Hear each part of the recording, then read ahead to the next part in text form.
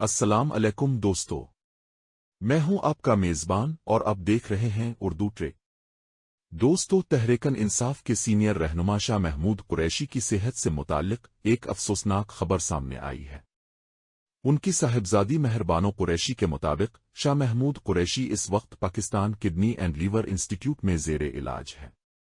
مہربانو قریشی نے بتایا کہ ان کے والد کئی سالوں سے پتوئی کی پتھری کے مرض میں مبتلا ہے۔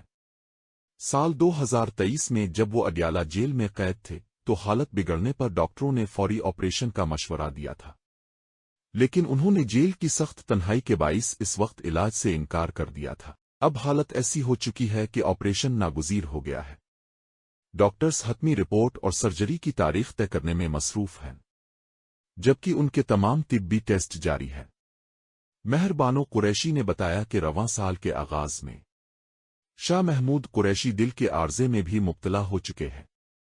انہوں نے کہا کہ یہ صرف میرے والد کی کہانی نہیں، بلکہ ہر اس قیدی رہنما اور کارکن کی کہانی ہے جو گزشتہ ایک سال سے ناجائز قید و بند کی صعوبتیں برداشت کر رہا ہے۔